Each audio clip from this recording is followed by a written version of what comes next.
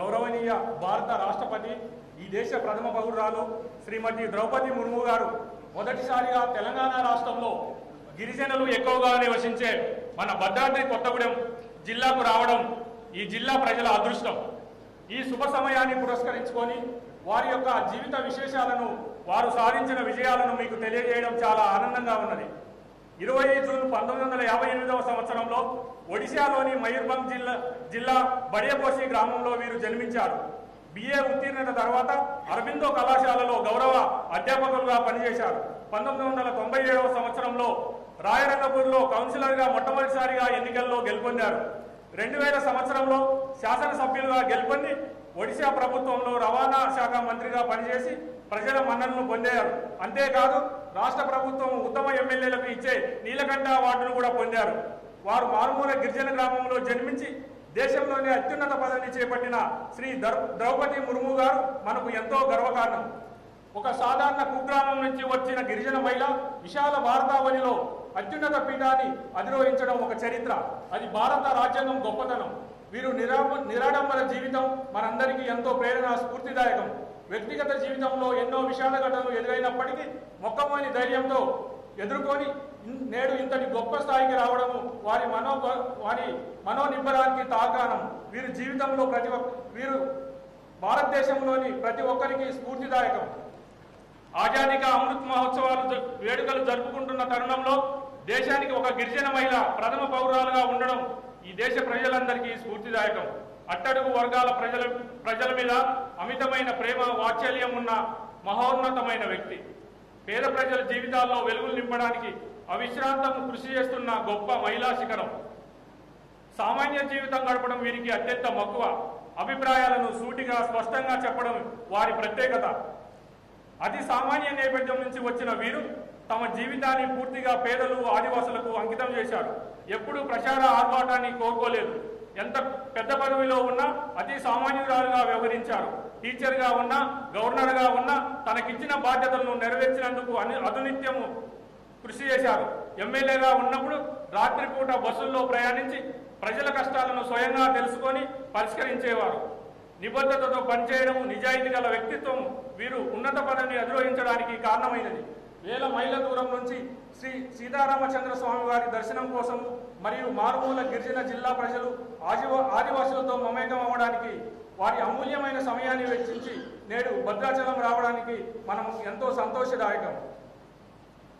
ఈ సందర్భంగా మన గౌరవ భారత రాష్ట్రపతి శ్రీమతి ద్రౌపది ముర్ము గారికి ఈ జిల్లా ప్రజల పక్షాన, వనవాసి కళ్యాణ్ పరిషత్ పక్షాన ఘనమైన స్వాగతం, సుస్వాగతం తెలియజేస్తున్నాం.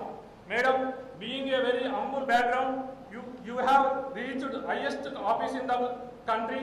We feel inspired, take great pride in your achievements, madam. We feel grateful for your gracious presence here with us today, madam. I, on behalf of the people of Bhadradri Kottagudem district, wholeheartedly welcomes you, ma'am. Thank you.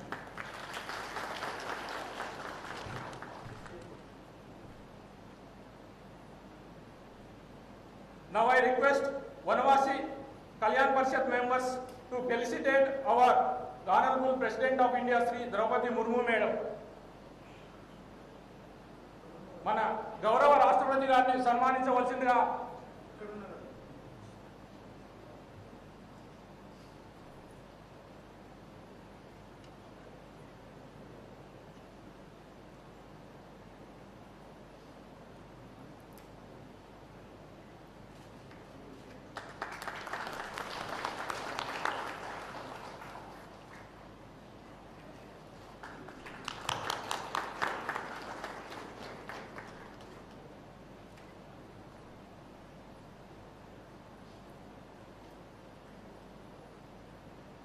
Thank you very much, Honorable President Madam, for accepting our request for being with us today. This auspicious moment of your gracious presence today, we will be cherished and remembered throughout our life, generations to come. Now I request Vanavasi Kalyan Parishad members to felicitate our Honorable Governor of Telangana, Srimati Tamilisai Soundaryan Madam.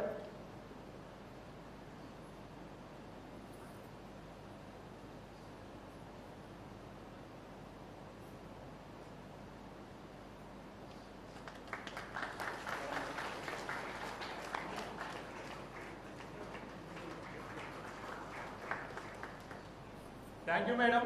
Now I request Honorable President of India, Srimati Draupadi Murmuji, to inaugurate Ekalavya Model Residential Schools in Mahabubabad, Komrambi, Ashfabad districts virtually by pressing the button, ma'am.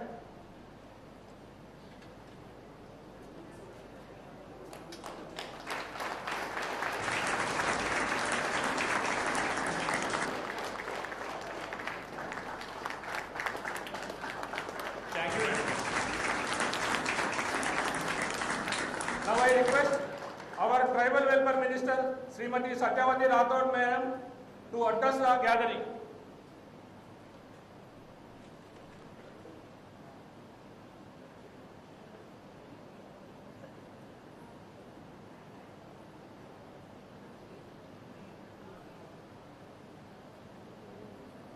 అందరికీ నమస్కారం.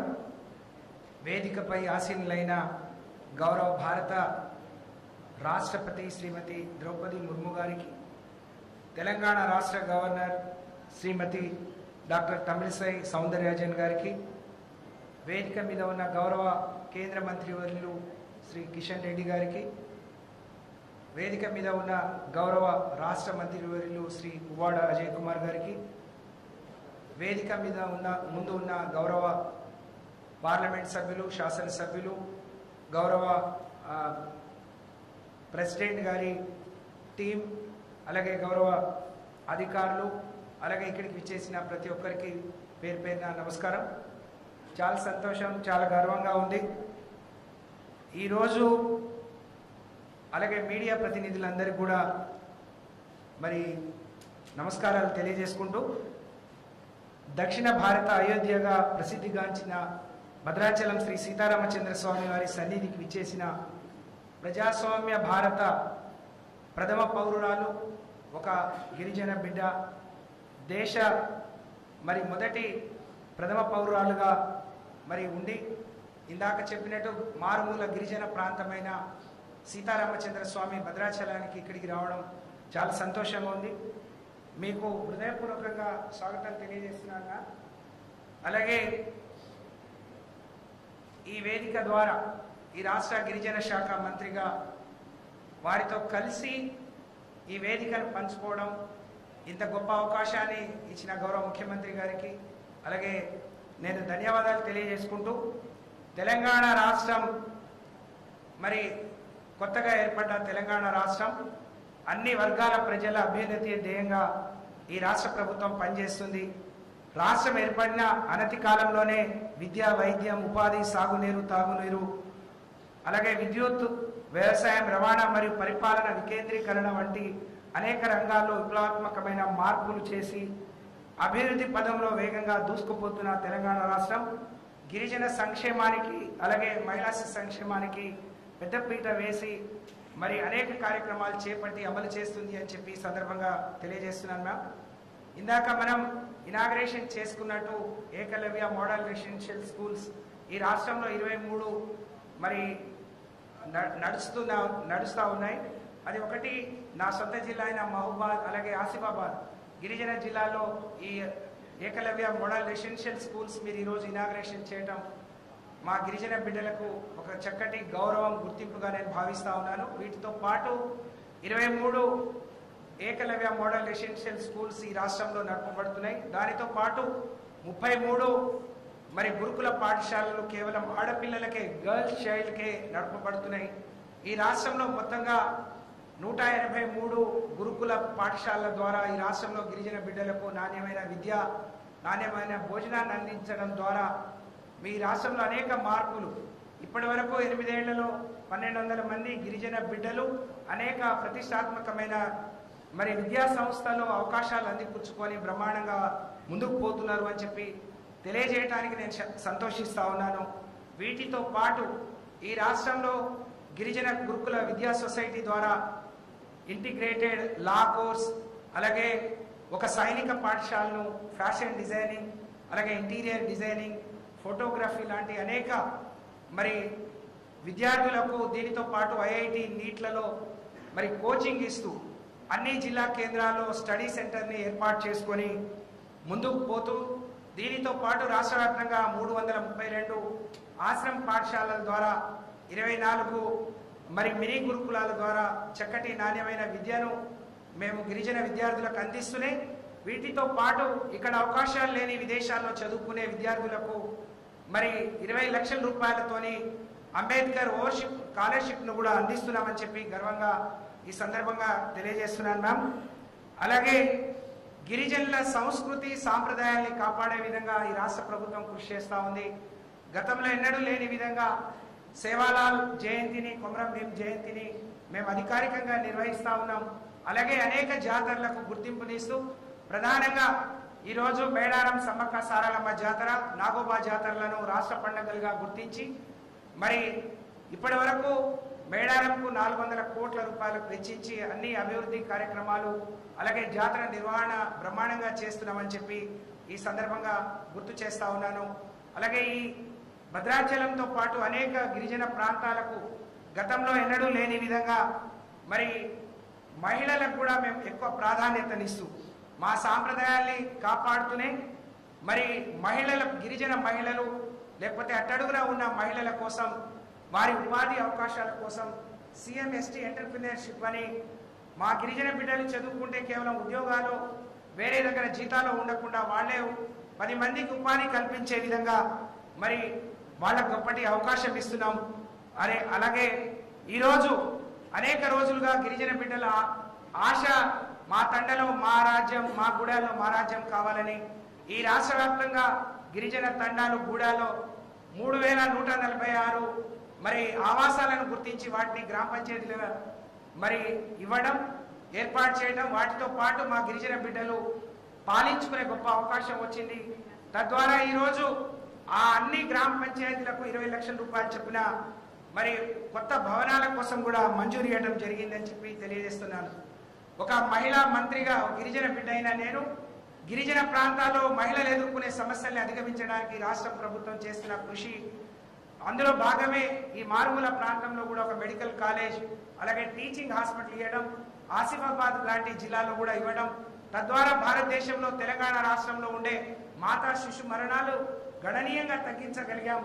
దానితో పాటు మరి ఈరోజు మరి ఆరోగ్య లక్ష్మి అనే ఒక వినూత్నమైన కార్యక్రమాన్ని చేపట్టి గర్భిణీలకు బాలింతలకు కడుపు నిండా భోజనం పెట్టే కార్యక్రమం, చిన్నపిల్లలకు ఒక హెల్త్ మానిటరింగ్, గ్రోత్ మానిటరింగ్ అనే కార్యక్రమాన్ని తీసుకొని ఆదివాసీ గూడాల్లో ఉండే మారుమూల గిరిజన గూడాల్లో ఉండే పిల్లలకు కూడా మరి గిరి పోషణ లాంటి కార్యక్రమం, మొన్ననే కేసీఆర్ న్యూట్రిషన్ కిట్ లాంటి కార్యక్రమాలు చేపట్టడం ద్వారా ఆరోగ్యమైన సమాజం, ఆరోగ్యమైన బిడ్డలు మరి ఉండే అవకాశం ఉంది. ఈ విధంగా మహిళల కోసం ప్రత్యేకమైన కార్యక్రమాలు రూపొందించి అమలు చేస్తున్నామని చెప్పి ఈ రాష్ట్రంలో మరి వైద్యంతో పాటు ఇవన్నీ అమలు చేయడం ద్వారా మరి చక్కటి మరి ఫలితాలు మనకు కనిపిస్తా ఉన్నాయి. ఇవాళ మరి అనేక పంచాయతీలకు మన పరిపాలన భవనాలు సర్పంచులు వాళ్ళే ఉండటం, అలాగే పల్లె ప్రగతి లాంటి కార్యక్రమాలు చేపట్టడం ద్వారా ఆ గ్రామాన్ని వాళ్ళు స్వచ్ఛంగా అభివృద్ధి చేసుకుంటున్నారని తెలియజేసుకుంటూ అనేక ఏళ్లుగా 75 ఏళ్ళు ఈ దేశానికి స్వాతంత్ర్యం వచ్చిన అనేక గిరిజన ప్రాంతాలకు అసలు కరెంట్ లేని కానీ అసలు 3 ఫేజ్ కరెంట్ లేని ప్రాంతాలకు కూడా గౌరవ ముఖ్యమంత్రి గారి చొరవతోని 350 కోట్లతోని 3 ఫేజ్ కరెంట్, అసలు సహజంగా కరెంటు పోని పరిస్థితిలో సోలార్ ద్వారా కూడా మరి కరెంట్ విద్యుత్ని అందించి వాళ్ళ జీవితాల్లో వెలుగు నింపామనే విషయాన్ని ఈ సందర్భంగా తెలియజేస్తూ ప్రధానమైన అంశాలు మ్యామ్, మరి పోడు సమస్య అనేక ఏళ్లుగా ఉంది. ఆ పోడు సమస్యను కూడా త్వరలోనే తీర్చబోతున్నామని చెప్పి గర్వంగా చెప్తూ ఈ రాష్ట్ర ప్రభుత్వం మొన్ననే ఈ రాష్ట్రంలో 10% ఉన్న గిరిజనులకు 6% అమలవుతున్న రిజర్వేషన్ను 10% పెంచడం ద్వారా ఈ సంవత్సరం ఇంజనీరింగ్ మెడిసిన్లో అనేక అవకాశాలు అందిపుచ్చుకున్నారు అని చెప్పి ఈ సందర్భంగా మీకు తెలియజేసుకుంటూ నిజంగా ఈ రోజు ఒక గొప్ప అదృష్టంగా భావిస్తా ఉన్నాను. ప్రజాస్వామ్య భారతదేశంలో మీలాంటి వారు ఒక మారుమూల గిరిజన కుటుంబంలో పుట్టిన మీరు ఈ దేశానికి ప్రథమ పౌరాలు రాష్ట్రపతి కావడం అనేది నిజంగా ఇది చరిత్రలో లిఖించదగ్గ రోజు. ఒక గిరిజన బిడ్డగా మీకు హృదయపూర్వకంగా నేను మరి నమస్కరిస్తూ ధన్యవాదాలు తెలియజేస్తూ ఇంత బ్రహ్మాండమైన ఒక రాష్ట్ర ప్రథమ పౌరాలుగా ఒక గవర్నర్ గారు ఉండడం నేను ఒక మారుమూల గిరిజన తండాలో పుట్టి పెరిగిన బిడ్డను ఒక మంత్రిగా మీ ముందు మాట్లాడే అవకాశం వచ్చింది అని అంటే భారత రాజ్యాంగం మనకిచ్చిన హక్కు, మనకిచ్చిన అవకాశం. ఇలాంటి సమయంలో భారత రాజ్యాంగ నిర్మాత మరి బాబాసాహెబ్ అంబేద్కర్ గారు మరి దీనికి స్ఫూర్తి అని చెప్పి ఇలాంటి అవకాశం వారు చూపించిన చొరవ, వారు రాసిన రాజ్యాంగం ద్వారా మనకు సిద్ధించింది అని చెప్పి తెలియజేసుకుంటూ, మారుమూల ప్రాంతంలో సీతారామచంద్ర స్వామి ఆశీస్సుల కోసం వచ్చిన మీరు ఈ రాష్ట్రంలో అమలవుతున్న కార్యక్రమాల్ని మరి మీ దగ్గరికి ఏ విధమైన ప్రతిపాదన వచ్చినా దాన్ని మనస్ఫూర్తిగా మాకు అమలు చేయాలని మీకు ఒక గిరిజన బిడ్డగా కోరుకుంటూ హృదయపూర్వకంగా ధన్యవాదాలు తెలియజేసుకుంటూ సెలవు. జై Hind. Thank you very much, madam. Now I request Honorable Central Minister Sri G. Kishan Reddy Garu to address the gathering, sir.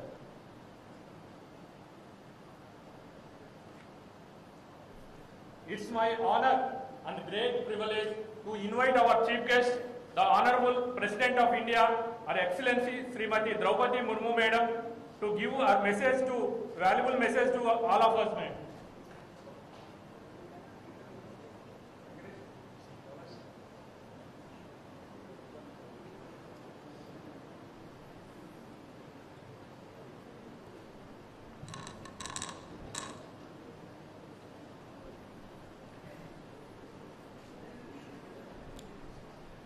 అందరికీ నమస్కారం.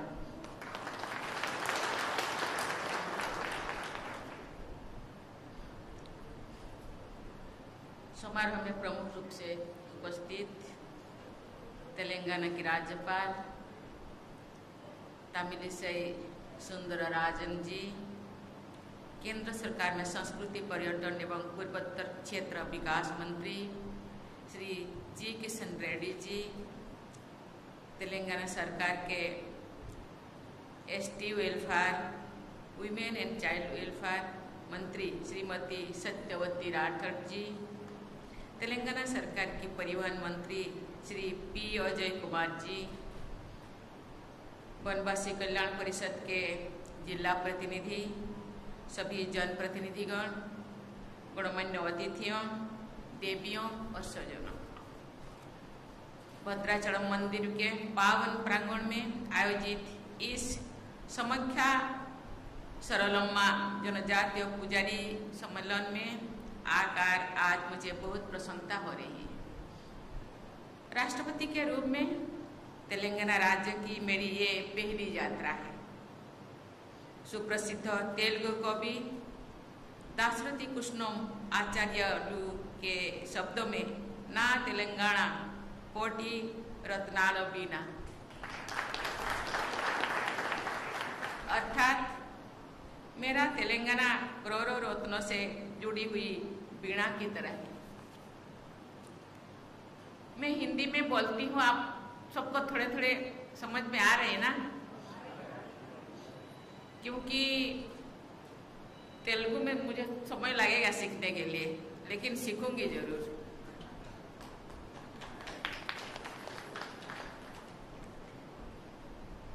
तेलंगाना की अपनी पहली यात्रा में मुझे श्रीशैलम मंदिर में दर्शन करने का, श्री सीतारामचंद्र देवस्थान में आशीर्वाद लेने का तथा यहाँ समख्या सरलम्मा जनजातीय पुजारी सम्मेलन में भाग लेने का अवसर प्राप्त हुआ।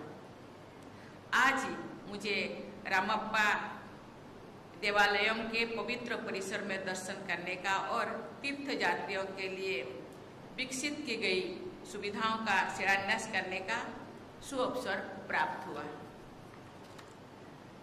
और बाद में यात्रांतरी की यहाँ स्थित लक्ष्मी नारायण स्वामी मंदिर में प्रार्थना करने का अवसर भी मुझे मिला। ऐसे पावन अवसर का मिलना मैं अपना सौभाग्य मानती हूँ। इन देवस्थानों और मंदिरों में मुझे सभी देशवासियों के कल्याण हेतु प्रार्थना करने का शुभ अवसर भी प्राप्त हुआ। इन अवसरों को प्रदान करने के लिए मैं तेलंगाना की राज्यपाल तमिलिसाई सुंदरराजन जी, मुख्यमंत्री श्री के चंद्रशेखर राव जी, केंद्र सरकार के संस्कृति पर्यटन एवं पूर्वोत्तर क्षेत्र विकास मंत्री श्री के किशन रेड्डी जी, तेलंगाना सरकार की पूरी टीम और तेलंगाना राज्य के सभी भाई बहनों को मैं बहुत बहुत धन्यवाद देती हूँ। देवियों और स्वजनों, मुझे बताया गया है कि तेलंगाना के प्रसिद्ध मंदिरों में लाखों तीर्थयात्रियों का आगमन होता रहता है। केंद्र सरकार की प्रसाद योजना के तहत तीर्थ स्थलों के विकास कार्य से जुड़कर मुझे बहुत प्रसन्नता हुई है। मुझे ये जानकर विशेष प्रसन्नता हुई है कि इन सुविधाओं से वरिष्ठ नागरिकों तथा दिव्यांगजनों की तीर्थ यात्रा में और भी अधिक सुविधा होगी। इन विकास कार्यों से आध्यात्मिक और सांस्कृतिक पर्यटनों का बढ़ावा भी मिलता है। विदेश में आने वाले पर्यटकों तथा डोमेस्टिक टूरिस्ट में भी बहुत बड़ी संख्या तीर्थ यात्रा करने वाले लोगों की होती है। इस प्रकार घरेलू पर्यटन के विकास में तीर्थ स्थलों के पर्यटन का बहुत बड़ा योगदान होता है। ऐसे पर्यटन से लोगों की आजीविका और आय में भी वृद्धि होती है तथा स्थानीय अर्थव्यवस्था को भी बल मिलता है। इसलिए प्रसाद योजना को उत्साहपूर्वक आगे बढ़ाने के लिए मैं श्री किशन रेड्डी जी और उनकी पूरी टीम को विशेष सराहना करती हूँ। देवियों और स्वजनों, लोक परंपरा के अनुसार श्री सीतारामचंद्र स्वामीवरी देवस्थानम भद्राचलम राम कथा से संबंध है। ऐसा कहा जाता है कि प्रभु श्री राम ने माता जानकी और भाई लक्ष्मण के साथ वनवास के द्वारा कुछ समय इसी क्षेत्र में स्थित एक पर्णशाला में बिताया था। ऐसी जानकारी के देश के सभी क्षेत्र में और विदेशों में भी प्रचार प्रसार करने के लिए लोग रुचि बढ़ती है। देवियों और स्वजनों, वनवासी कल्याण परिषद तेलंगाना द्वारा इस सम्मेलन के आयोजन के लिए मैं आप सबकी सराहना करती हूँ। मुझे बताया गया है कि ये परिषद वनवासी समाज के समग्र विकास के लिए निरंतर प्रयासरत है। परिषद की मुख्य चिंता है कि सांस्कृतिक परंपराओं के कमजोर होने पर हमारे मूल पहचान का अंत हो सकती है। इस तथ्य को ध्यान में रखते हुए निरंतर अपनी समृद्ध संस्कृति, परंपराओं और रीति रिवाजों की जीवंत बनाए रखना अनिवार्य है। इससे हमारी विरासत का संरक्षण भी होता है। जनजातीय समाज विशेष रूप से कया समुदाय के लाखों भाई बहन समाख्या सरलम्मा की पूजा अर्चना के लिए एकत्रित होते हैं। यहाँ के जनजातीय समाज का ये बहुत बड़ा त्यौहार है। मेरा मानना है कि ऐसे पर्व और सम्मेलन हमारी सामाजिक समरसता को मजबूत बनाते हैं। इन गतिविधियों से हमारी परंपराएं पीढ़ी दर पीढ़ी आगे बढ़ती रहती है। एक खुशी की बात है कि परिषद इस दिशा में सराहनीय प्रयास कर रही है। इसके लिए मैं परिषद को बहुत बहुत बधाई देती हूँ। मुझे ये जानकर प्रसन्नता हुई है कि वनवासी कल्याण परिषद द्वारा शिक्षा, स्वास्थ्य सेवाएं, कौशल विकास और पंचायत विकास से जुड़ी जागरूकता के बारे में उल्लेखनीय कार्य किए जा रहे हैं। मुझे बताया गया है कि परिषद द्वारा अनेक एकल विद्यालय संचालित किए जा रहे हैं। परिषद द्वारा जनजातीय विद्यार्थियों को प्रतिष्ठित विद्यालयों में प्रवेश हेतु प्रयास करने के लिए कई छात्रावास भी संचालित किए जा रहे हैं। देवियों और स्वजनों, प्रगति के सभी आयामों में महिलाओं की सक्रिय भागीदारी हमारे समाज और देश के समग्र विकास के लिए जरूरी है। ये प्रसन्नता की बात है कि महिला को आर्थिक सशक्तिकरण की दिशा में आगे बढ़ाने के लिए परिषद द्वारा विकास केंद्र भी चलाया जा रहा है। मुझे बताया गया है कि ग्राम विकास के बारे में जागरूकता बढ़ाने के लिए परिषद द्वारा आदिवासी क्षेत्र में शिविर आयोजित किए जाते हैं। ये भी खुशी की बात है कि परिषद एकलव्य क्रीड़ा केंद्र के माध्यम से बच्चों की प्रतिभा को निखर रहे हैं। मैं ऐसे अनेक कल्याणकारी कार्यों के लिए परिषद को सराहना करती हूँ। देवियों और स्वजनों, केंद्र सरकार की एकलव्य मॉडल आवासीय स्कूल परियोजना के अंतर्गत जनजातीय बहुल क्षेत्रों में वंचित और पिछले वर्ग के बच्चों को शिक्षा के समान अवसर उपलब्ध कराने के लिए जनजातीय कार्य मंत्रालय द्वारा अनेक स्कूलों की स्थापना कार्य सराहनीय है। मुझे अन्य राज्यों में भी एकलव्य मॉडल स्कूल के शिलान्यास और उद्घाटन का अवसर मिला है। ये खुशी की बात है कि ये सभी स्कूल भारत की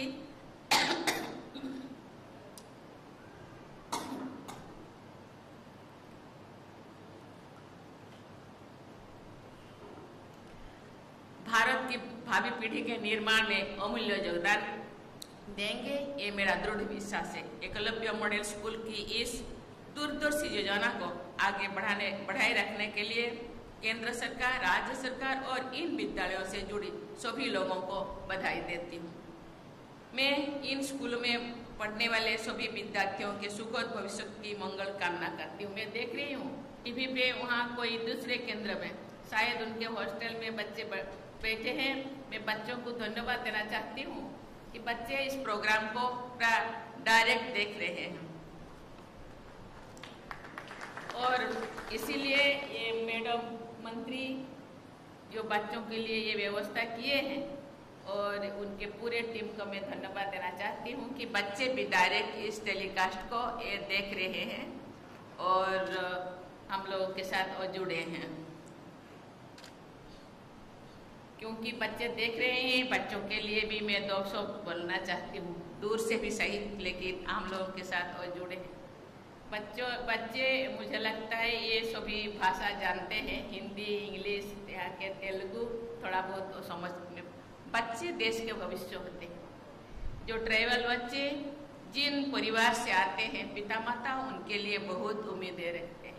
मैं बच्चों को कहना चाहूँगी कि बिना कोई समय गंवाते हुए अपने पढ़ाई जारी रखें। सरकार उनके साथ है और आगे बढ़े। आगे बढ़ने से खुद तो सशक्त बनेंगे ही, उनके परिवार तो सशक्त बनेगा ही, समाज सशक्त बनेगा, साथ ही साथ देश आगे बढ़ेगा। जब वो आगे बढ़ेंगे, कभी कभी समाज के तरफ भी उनको ध्यान देना होगा, क्योंकि जिन समाज से वो आए हैं, समाज को आगे उठाना केवल गवर्नमेंट का काम नहीं है, समाज के प्रत्येक जनता का काम है। छात्र छात्री जो आगे बढ़ेंगे, कोई ऐसे भी कोई भी परिस्थिति में कोई भी उनको जॉब मिले या कोई भी आर्थिक व्यवस्था का ये रास्ता चुने, पीछे के तरफ मुड़ के देखना उनका कर्तव्य होना चाहिए, क्योंकि पीछे जो लोग हैं एक दिन उन्हीं ही उनके सहारे थे। उनको आगे बढ़ाना छात्र छात्री का, समाज का काम है। अंत में तेलंगाना राज्य के सभी निवासियों के स्वर्णिम भविष्य हेतु शुभकामनाएं व्यक्त करते हुए मैं अपनी वाणी को विराम देती हूँ। धन्यवाद। जय हिंद, जय भारत।